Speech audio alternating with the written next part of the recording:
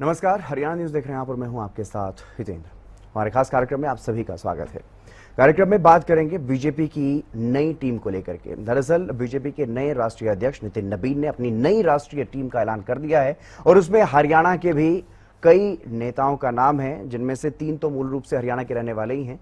संजय भाटिया हैं जो कि राज्यसभा सांसद भी, उनको बड़ी जिम्मेदारी दी गई है। उनके अलावा सिद्धार्थ यादव हैं और अरुण यादव हैं, उनको भी महत्वपूर्ण जिम्मेदारियां दी गई हैं। इनमें से एक सिद्धार्थ यादव, जिनको नेशनल मीडिया को कन्वीनर की जिम्मेदारी दी गई है। सिद्धार्थ यादव जी हमारे साथ हैं, उनको लेकर के कई तरह के कंफ्यूजन भी है, तमाम पहलुओं को लेकर के बातचीत करेंगे। सिद्धार्थ जी, आपका बहुत बहुत स्वागत हरियाणा न्यूज पर और बहुत शुभकामनाएं आपको नई जिम्मेदारी के लिए। राष्ट्रीय प्रवक्ता की जिम्मेदारी आप पहले ही निभा रहे थे और अब एक और महत्वपूर्ण जिम्मेदारी आपको दी गई है, बीजेपी की नई राष्ट्रीय टीम में नई जिम्मेदारी। किस तरह से देखें? नमस्कार, आपके दर्शकों को मेरा नमस्कार। बहुत आपका आभार आज मेरे को आपके यहाँ पे आमंत्रित करने के लिए। मुझे लगता है कि किसी भी युवा कार्यकर्ता के लिए और मेरे जैसे एक सामान्य अदने से युवा कार्यकर्ता के लिए देश के सबसे बड़े राजनीतिक दल की इतनी महत्वपूर्ण जिम्मेदारी एक बहुत बड़ी जिम्मेदारी होती है। और उसके लिए मैं देश के यशस्वी प्रधानमंत्री आदरणीय नरेंद्र मोदी जी, हमारे यशस्वी राष्ट्रीय अध्यक्ष नितिन नवीन जी और पूरे केंद्रीय नेतृत्व का बहुत आभार प्रकट करता हूं कि ये एक महत्वपूर्ण जिम्मेदारी दी गई है और अपनी पूरी निष्ठा के साथ इस जिम्मेदारी के साथ न्याय करने का प्रयास करूंगा। बिल्कुल, कई तरह की बातें चल रही हैं सिद्धार्थ जी, क्योंकि थोड़ा कंफ्यूजन उस लिस्ट से ही शुरू हुआ। उसमें आपके नाम के आगे राज्य की जगह पर दिल्ली लिखा हुआ है। उसके बाद में पता चलता है कि आप हरियाणा के ही हैं, तो इसको लेकर के भी कई तरह का कंफ्यूजन है। आप दिल्ली के हैं, हरियाणा के हैं या क्या ये स्थिति है? वो कंफ्यूजन थोड़ा दूर कीजिए, क्यों ये कंफ्यूजन इस लिस्ट से पैदा हुआ? नहीं, कंफ्यूजन की इस पे कोई बात नहीं है। वो हमारे टाइपिंग एरर के कारण से ऐसा हुआ जी। और ये त्रुटि थी और क्लेरिकल त्रुटि के कारण ऐसा अगर कंफ्यूजन हुआ तो आपको हुआ। मैं मूलतः हरियाणा का रहने वाला हूँ। रेवाड़ी जिले में मेरा मूल गांव है और गुरुग्राम में मेरा रहना होता है। मेरी शिक्षा दीक्षा सब इसी शहर में हुई है, गुरुग्राम में ही हुई है। और स्कूली शिक्षा यहाँ से पूरी करके मैं बाहर पढ़ने गया, पर हरियाणा मेरा घर है, हरियाणा कहीं में रहने वाला हूँ। बिल्कुल, आपकी माताजी सांसद भी रही और अब बीजेपी में उनकी जो पार्लियामेंट्री बोर्ड में भी वो सदस्य हैं। तो क्या यही वजह है कि आपको ये महत्वपूर्ण जिम्मेदारी मिली है या फिर कैसे ये इतनी बड़ी जिम्मेदारी आपको किस आधार पर दी गई है? इस बारे में आप बताएंगे? नहीं, देखिए, मुझे लगता है कि भारतीय जनता पार्टी वो पार्टी है जहां पंक्ति में अंतिम खड़े हुए व्यक्ति को भी जो पार्टी को उपयुक्त लगता है वो काम दिया जाता है। हर कार्यकर्ता के लिए काम और हर काम के लिए कार्यकर्ता, ये भारतीय जनता पार्टी का मूल मंत्र है। जो लोग मुझे अच्छे से जानते हैं उनको ये शंका नहीं होगी जो आपके प्रश्न में है। मैं लंबा समय विद्यार्थी परिषद में काम किया, 10 साल तक अखिल भारतीय विद्यार्थी परिषद में छात्र नेता रहा।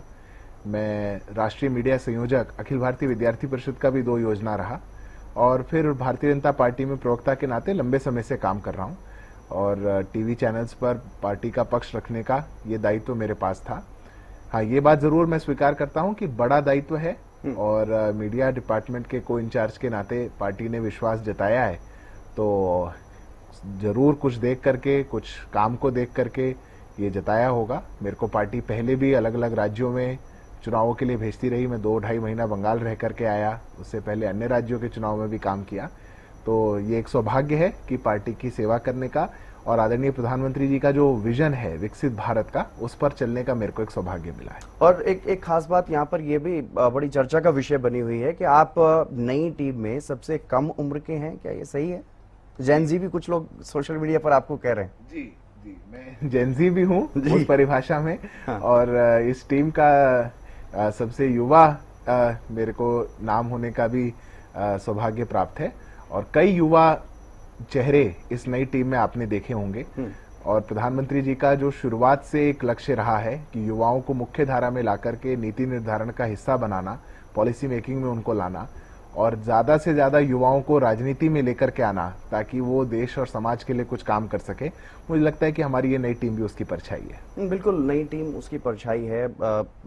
इससे पहले 15 अगस्त पर लाल किले से ही प्रधानमंत्री ने आह्वान किया था युवाओं से राजनीति में आने को लेकर के और उसका असर बीजेपी में देखने को भी मिल रहा है। बीजेपी के जो नए अध्यक्ष नितिन नवीन बने वो भी युवा हैं और आप भी युवा हैं। तो क्या, और जो पिछले दिनों एक सरकार के सामने सबसे बड़ी परेशानी खड़ी हुई वो भी युवाओं ने की थी। सीजेपी के आंदोलन की मैं बात कर रहा हूं। तो क्या अब किस तरह से देखा जाए, क्योंकि युवा भारत है, युवाओं का ही प्रतिनिधित्व है, युवाओं का ही विरोध है, तो उस तरह से किस तरह आप देख रहे हैं, क्या कुछ आगे पार्टी के लिए क्या कुछ प्राथमिकताएं हैं युवाओं के लिए? देखिए, पार्टी और सरकार 2014 के बाद से ही युवाओं की प्राथमिकता को लेकर के क्या नीति बन सकती है, ज्यादा से ज्यादा अवसर युवाओं को क्या मिल सकते हैं, उस पर काम कर रही है। आदरणीय प्रधानमंत्री नरेंद्र मोदी जी ने एंटरप्रेन्योरशिप पर, आर्टिफिशियल इंटेलिजेंस पर, इन्वेस्टमेंट्स पर जितना काम देश में किया है, मुझे नहीं लगता कि कोई भी पिछली सरकार ने किया होगा। और उसी का परिणाम है कि इतने नए आयाम देश के अंदर खुल करके आए। जो इस भारत के अंदर 400 स्टार्टअप्स थे, आज वहां 2.5 लाख रजिस्टर्ड स्टार्टअप्स हो गए हों। 4 यूनिकॉर्न्स जहां पर थे, वहां 110 से ऊपर यूनिकॉर्न्स हो। ये भारत सरकार की नीति के कारण है, और पार्टी की जो नीति और रीति रही देश के अंदर उसको लेकर के आगे बढ़ने की, ये उसके कारण से है। पर मेरा मानना यह है कि लंबे समय तक एक राजनीतिक दल जो युवाओं को अवसर देता रह सके, ऐसा दल भारतीय जनता पार्टी है। चुनौती मैं नहीं मानता, क्योंकि भारतीय जनता पार्टी के साथ देश भर का युवा जानता है कि यही वो दल है जहां पे हम आएंगे तो वास्तव में हमको अवसर मिल सकता है। यही वो दल है जहां पर किसी भी पृष्ठभूमि के व्यक्ति को अवसर मिल सकता है, और युवा यहीं जुड़ना चाहता है। मैं बाकी राजनीतिक पहलुओं को लेकर के भी बात करूं, उससे पहले ये भी जानना चाहूंगा, क्योंकि हरियाणा से 3 नेताओं को जिम्मेदारियां मिली हैं नई टीम में। किस तरह से देख रहे हैं हरियाणा का प्रतिनिधित्व नई नेशनल टीम में? नहीं, बहुत सौभाग्य की बात है, हमारे प्रांत के लिए भी सौभाग्य की बात है। हम एक छोटा प्रांत है, और उस छोटे प्रांत के बावजूद हमारे प्रांत से 3 लोगों को राष्ट्रीय स्तर पर ये जिम्मेदारी मिलना, और भारतीय जनता पार्टी में वो उस स्तर पर वो काम करने का अवसर मिलना, ये पूरे प्रांत के लिए ही, सब लोगों के लिए एक मुझे लगता है गौरवान्वित करने वाला एक विषय है। और जिस प्रकार से शुभकामनाएं मुझे भी कल से पूरे प्रांत भर से आ रही हैं, वो इस बात को दर्शाता है कि प्रांत के लोगों में कितनी खुशी है। बिल्कुल, प्रांत के लोगों में बहुत खुशी है। और हरियाणा बीजेपी की अगर मैं बात करूं, हरियाणा बीजेपी से 3 नेताओं को प्राथमिकता मिली है नेशनल टीम में। क्या इसके पीछे वजह मानते हैं? हरियाणा में बीजेपी को मजबूत करना फोकस है आगे के लिए, या फिर कोई और भी वजह इसके पीछे? देखिए, दोनों ही वजह है। हरियाणा के लोग राष्ट्रीय स्तर पर जाकर के मजबूती दे सके, और अपने प्रांत की भी मजबूती दे सके, दोनों ही बातें हैं। पर मैंने फिर कहा कि छोटे प्रांत के बावजूद 3 लोगों का अवसर मिलना, ये प्रांत के लिए सौभाग्य है। और ये दिखाता है कि प्रधानमंत्री मोदी जी के नेतृत्व में और आदरणीय मुख्यमंत्री नायब सिंह जी के नेतृत्व में जो डबल इंजन की सरकार यहाँ चल रही है, वो सरकार भी और संगठन भी पूरी ऊर्जा के साथ हरियाणा के लोगों को अवसर दे, और हरियाणा को प्रगतिशील बना करके आगे ले जाने का काम कर सके, ये मंशा है, और ये मंशा झलकती है। हरियाणा बीजेपी की मजबूती को लेकर के हम बात कर रहे हैं, लेकिन पिछले कुछ दिनों से हरियाणा बीजेपी में आप विशेष रूप से, क्योंकि दक्षिण हरियाणा से आते हैं, तो दक्षिण हरियाणा की बीजेपी में जिस तरह की चीजें देखने को मिल रही हैं, उसको लेकर के आप क्या कहना चाहेंगे? क्या वजह है जो स्थिति बनी हुई नजर आ रही है फिलहाल? मुझे लगता है कि भारतीय जनता पार्टी एक बहुत लोकतांत्रिक दल है। जिस लोकतांत्रिक दल के अंदर पार्टी के जितने सदस्य हैं वो परिवार के रूप में काम करते हैं, नेता कार्यकर्ता सब लोग मिलकर के काम करते हैं, और लोकतांत्रिक दल होने के नाते सब अपने विचार भी बहुत अच्छे से अभिव्यक्ति के साथ उसको रखते हैं। उन विचारों का आदान प्रदान कोई चुनौती नहीं होती, उन विचारों का आदान प्रदान कोई समस्या नहीं होती। वो पार्टी का एक चलने, जैसे गाड़ी चलती है आगे, उस गाड़ी के चलने में जैसे पहिया घूमता है, वो उसी रूपी है। तो मैं उसको ना कोई चुनौती मानता, ना कोई विशेष स्थिति मानता। ये एक बड़ी सामान्य सी स्थिति है जो किसी भी दल में होगी, और भाजपा जैसे लोकतांत्रिक दल में तो होगी। नहीं, किसी भी दल में तो होती रहती है, उनमें तो विशेष रूप से कांग्रेस, क्योंकि हरियाणा में मुख्य विपक्षी दल है, गुटबाजी को लेकर के वो सुर्खियों में रहते हैं। लेकिन पिछले कुछ समय से पहले राव इंद्रजीत बनाम राव नरवीर की जुबानी जंग देखने को मिली। अब क्योंकि पिछले 1-1.5 महीने पहले बावल में एक कार्यक्रम था, वहां पर केंद्रीय राज्य मंत्री राव इंद्रजीत सिंह नहीं पहुंचे, उसको लेकर के काफी सुर्खियां बनी। आपस में स्थानीय विधायकों के साथ भी अनबन को लेकर के चर्चाएं रही, और अब विभाजन विभीषिका दिवस के मौके पर जिस तरह की स्थिति बनी, गुरुग्राम में ही कार्यक्रम था, नाराजगी साफ तौर पर देखने को मिली। इन्विटेशन ना देने को लेकर के नाराजगी थी केंद्रीय राज्य मंत्री राव इंद्रजीत सिंह की, उसको लेकर के आप क्या कहेंगे? कहाँ गड़बड़ हुई, क्या वजह रही जो इतना बड़ा विवाद ये खड़ा हो गया? देखिए, मुझे लगता है कुछ चीजें सुर्खियों के लिए ही होती हैं, और हरियाणा एक बड़ा शालीन प्रदेश है जी, बड़ा शीतल प्रदेश है, जहां पर आपको भी सुर्खियां मिलती रहें, उसके लिए भी कुछ होते रहना चाहिए। और ये सुर्खियां भरी ही है, ये उससे आगे कुछ नहीं, पर अच्छा है कि ये सुर्खियां आपको मिलती हैं, तो आपने भी 5 मिनट की चर्चा इस पे कर ली। पर वास्तविकता में धरातल के ऊपर पार्टी परिवार के रूप में काम कर रही है, जहां किसी प्रकार की कोई शंका नहीं है। यानी सारी चीजें ठीक हैं, पार्टी में भी, परिवार में, पार्टी के संगठन में सब कुछ ठीक है। ठीक है, हरियाणा से आगे बढ़ते हैं, हरियाणा बीजेपी से आगे बढ़ते हैं। बात आजकल देश में जो स्थिति देखने को मिल रही है, युवाओं में जो आक्रोश है, छात्रों में जो आक्रोश है, जो युवा रोजगार के लिए लगातार परेशान हो रहे हैं, उनको लेकर के जो परेशानी है, एनटीए की मैं देख रहा था कि एनटीए के विवाद की वजह से शिक्षा मंत्री को इस्तीफा देना पड़ा, लेकिन अभी फिर से 3 सब्जेक्ट का जो नेट का एग्जाम है वो फिर से रिकंडक्ट किया जाएगा। यानी एनटीए में जो सुधार होना चाहिए, जिसको लेकर के विवाद हुआ, वो सुधर नहीं पा रहा है। युवाओं का आक्रोश लगातार बढ़ रहा है, भले ही अभी कोई आंदोलन नहीं है युवाओं का, लेकिन विपक्ष इसे हाथों हाथ लेने की कोशिश कर रहा है। कांग्रेस में छात्रों की गूंज जैसे कार्यक्रम चलाए जा रहे हैं, उसको आप किस तरह से देख रहे हैं? कैसे ये डैमेज कंट्रोल होगा और किस तरह से आगे स्थिति को सुधारने की कोशिश करें? देखिए, भारत एक बहुत युवा देश है, जहां पे एक बहुत बड़ी आबादी, लगभग 65% आबादी युवाओं की है। स्वाभाविक बात है कि वहां पर रोजगार, शिक्षा जैसे विषय प्राथमिकता के विषय होंगे, और वहां पर कोई समस्या होगी तो युवा उस पर आवाज भी उठाएंगे। जी। एनटीए का इतिहास भी अगर आप उठा करके देखेंगे तो 2016 में जब सुप्रीम कोर्ट के आदेश के बाद एनटीए को बनाया गया था, उसके पीछे का उद्देश्य यही था कि जो उससे पहले आज की व्यवस्था से भी ज्यादा खराब चलता था, उसको दूर करना था। करोड़ों रुपए में मेडिकल सीट बेचने वाली व्यवस्थाएं और कोई मेडिकल कॉलेजेस में एडमिशन ना मिल सके, उसके बाद ही नीट का एंट्रेंस टेस्ट लाया गया, एनटीए लाया गया। छोटी छोटी परीक्षाएं अलग से ना हो, उसके लिए कोई स्पेशलाइज्ड बॉडी बनाई जाए, उसके लिए एनटीए लाया गया। लगातार इसमें सुधार हो रहे हैं और लगातार सुधार होने भी हैं। सुधारों की आवश्यकता भी है, सरकार उसके लिए तत्पर भी है। तभी आपने इस आंदोलन में देखा होगा कि जो सरकार से नहीं मांगा गया था, सरकार ने वो भी दिया। 75 सालों के अंदर सबसे कड़ा पेपर लीक का कानून, ये तो मांग भी नहीं थी, उसके बावजूद सरकार ने दिया। एक हाई पावर्ड कमेटी नंदन नीलेकनी जी के नेतृत्व में, वो भी सरकार ने बना करके दी। उसका उद्देश्य यही है कि हम धरातल के ऊपर शिक्षा व्यवस्था, रोजगार व्यवस्था में जिन चीजों को बेहतर हमको करना है। अभी प्रधानमंत्री जी ने 15 अगस्त को 1 करोड़ युवाओं को एआई में इक्विप करने की बात कही है। मुझे लगता है कि किसी भी दुनिया के विकसित देश ने भी आज तक ऐसी किसी स्कीम को रोल आउट नहीं किया होगा। प्रधानमंत्री जी ने फ्री ऑनलाइन कोचिंग की बात करी है देश भर के युवाओं के लिए। ये सब वो बातें हैं जो देश के युवाओं को और मजबूती प्रदान करेंगे। रही बात गूंज कार्यक्रम की, विपक्ष की, जो आपने प्रश्न पूछा, तो झारखंड का छात्र भी पूछ रहा है कि हमारी गूंज क्यों नहीं पहुंच रही। पंजाब का छात्र भी पूछ रहा है, कर्नाटक का छात्र भी पूछ रहा है। तो ये जो दोहरा मापदंड है राहुल गांधी जी और पूरे विपक्ष का, कि जहां सरकारों में वो हैं वहां पर वो कुछ ना बोले, और जहां पे वो सरकार में नहीं है वहां वो राजनीति करें, इसको युवा देखता भी है और समझता भी है। समय आने पर जवाब भी देगा।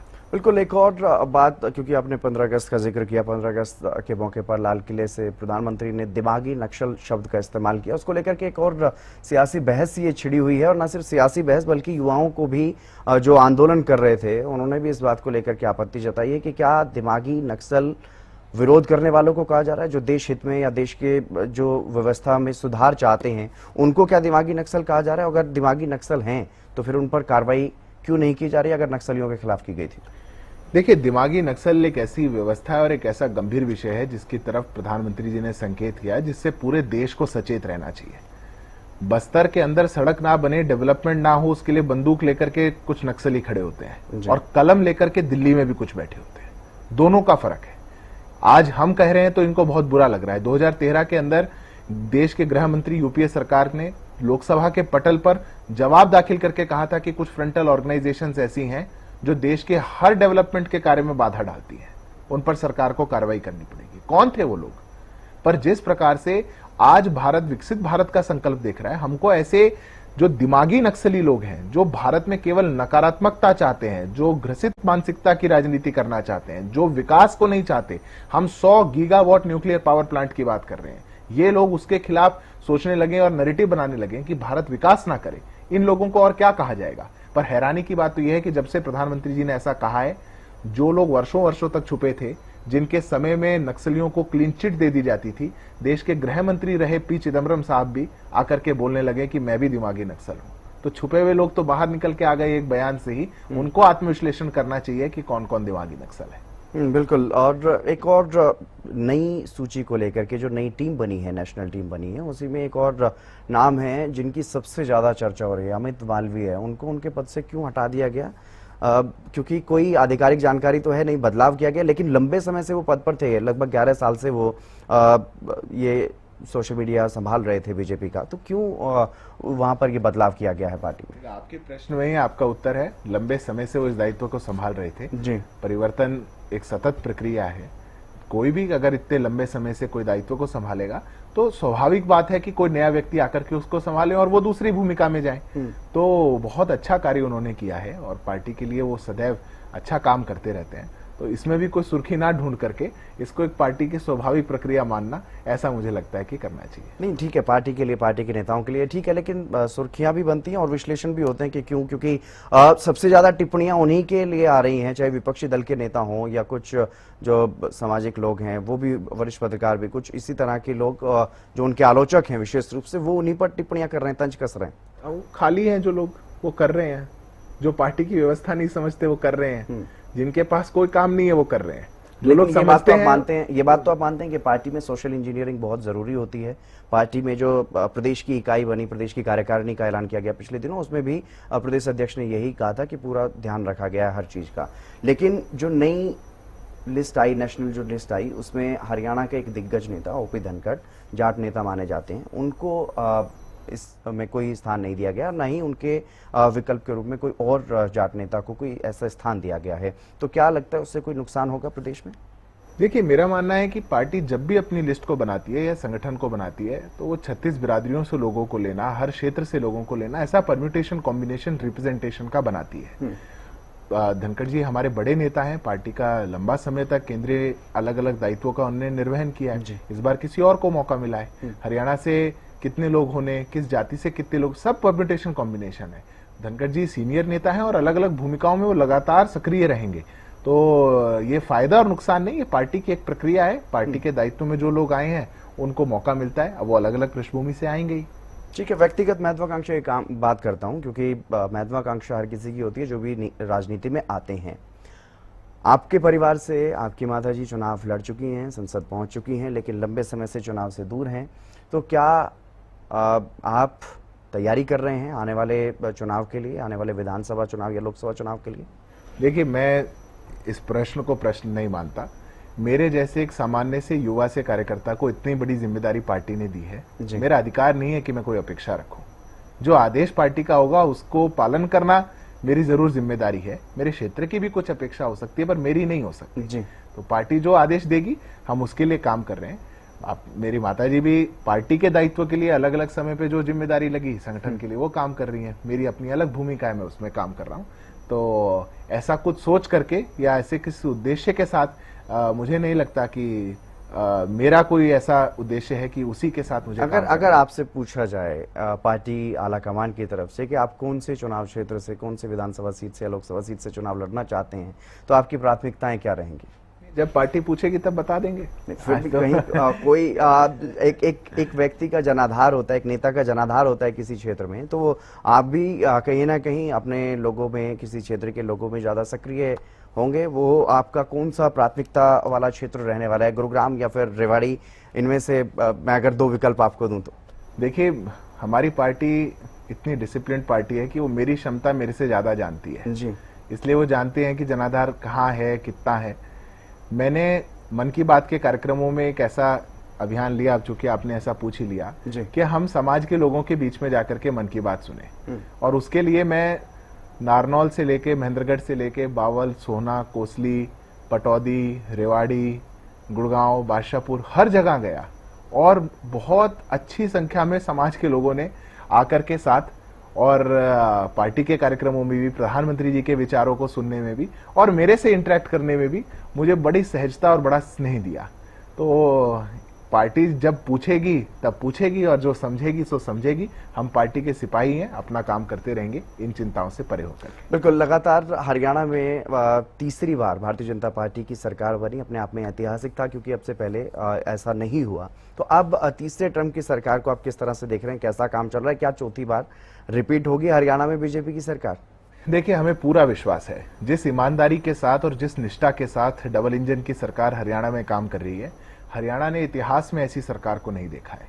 जो मूलभूत हरियाणा की समस्याएं थी, नौकरियों में जिस प्रकार की धांधली थी, क्राइम में जिस प्रकार का एक बढ़ता प्रभाव था, भ्रष्टाचार का जैसे चरम पहुंचा हुआ था, विकास जैसा प्रभावित था, क्षेत्रों के साथ जैसा दोहरापन था, वो सब मूलभूत समस्याएं हमारी सरकार ने आकर के खत्म कर दी और नई व्यवस्था हरियाणा को दी, जिससे हरियाणा अब आगे सोच पा रहा है। अब हम ये सोच पा रहे हैं कि हम नंबर 1 प्रदेश कैसे बने, हम ये सोच पा रहे हैं कि हर फील्ड में हम सबसे आगे कैसे जाएं, खेल खिलाड़ियों की सुविधाएं और अच्छी कैसे हों और इन्वेस्टमेंट्स ज्यादा कैसे आए। ये जो कल्पना भी हरियाणा कर पा रहा है, ये हमारी सरकार की एक ईमानदार जो काम हरियाणा के अंदर रहे उसके कारण है। मुझे पूरा विश्वास है कि हरियाणा की जनता जो आशीर्वाद लगातार दे रही है वो लगातार मिलता रहेगा। जी चलिए, बहुत शुभकामनाएं आपको नई जिम्मेदारी के लिए, जो पार्टी ने नई जिम्मेदारी दी है। बहुत बहुत शुक्रिया हमारे साथ जुड़ने के लिए, बातचीत करने के लिए। तो सिद्धार्थ यादव जी थे हमारे साथ, नेशनल मीडिया को कन्वीनर भारतीय जनता पार्टी की। नई जिम्मेदारी उनको मिली है और नई जिम्मेदारी को लेकर के जहां पार्टी आलाकमान का धन्यवाद उन्होंने किया, तो वहीं पूरी निष्ठा से काम करने की बात भी उन्होंने कही है। इस बुलेटिन में बस इतना ही। नमस्कार।